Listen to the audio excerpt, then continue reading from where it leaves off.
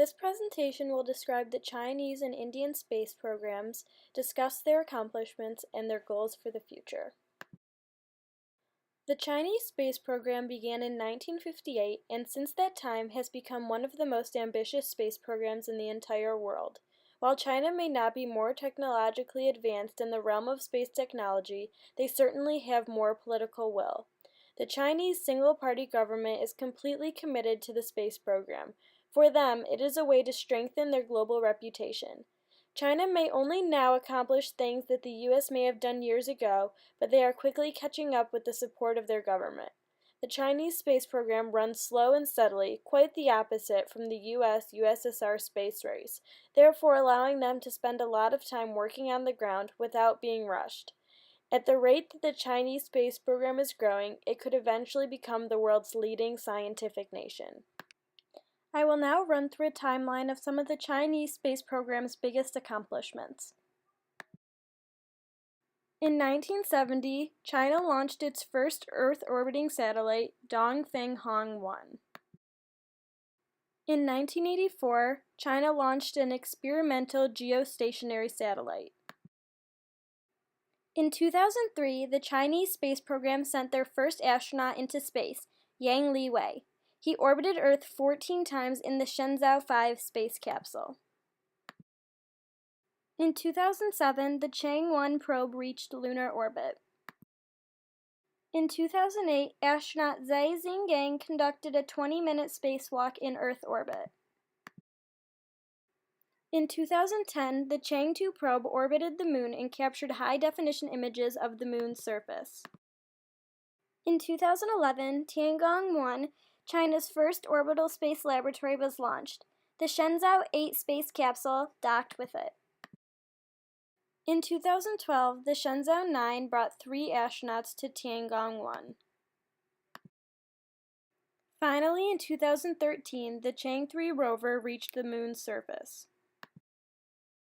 I will now transition to talk about the Indian space program. During the 1960s, space research was conducted throughout India, but it was not until 1969 that the Indian Space Research Organization was formed. 3 years later, the government formed the Space Commission and the Department of Space, which the Indian Space Research Organization was brought under.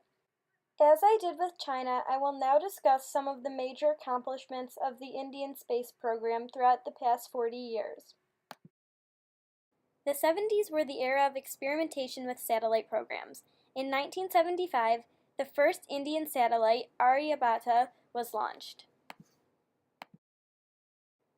In 1979, India's first Earth observation satellite, Bhaskara, launched. That same year, India's first satellite launch vehicle, known as SLV-3, launched. The SLV-3 launched again in 1980, and the Rohini satellite was put into orbit.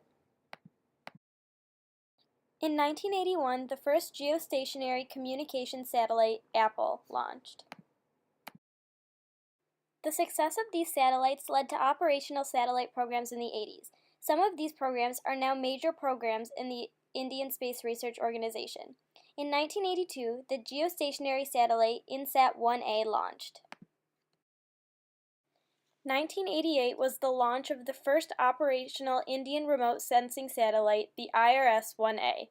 Multiple iterations of both the INSAT and IRS satellites were launched throughout the 80s and 90s.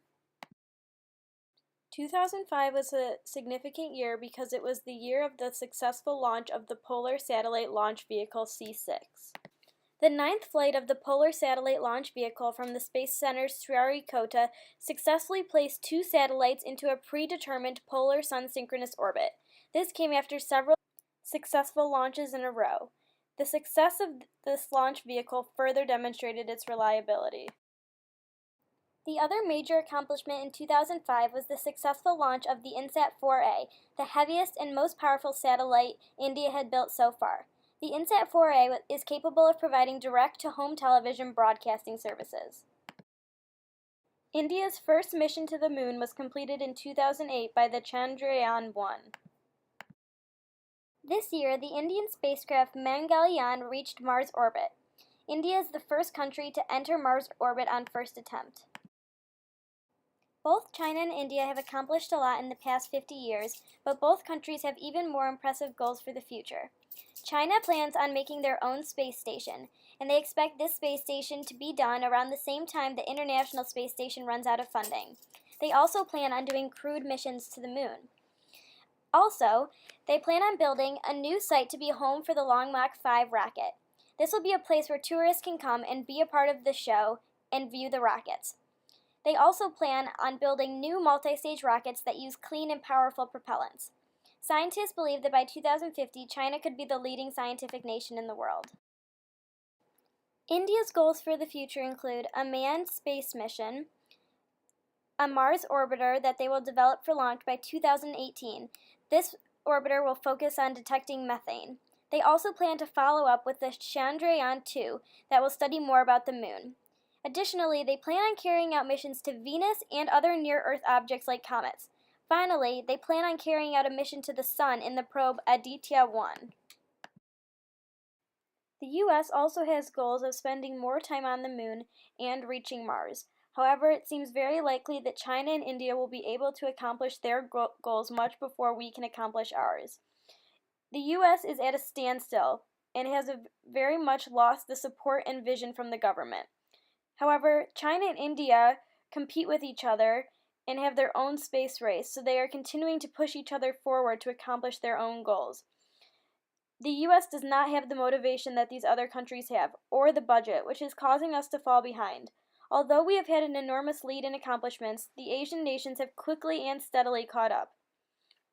This is going to allow the other countries to reach their goals before we reach ours. NASA technically needs to inspire America to get more funding to be able to catch up to these other countries.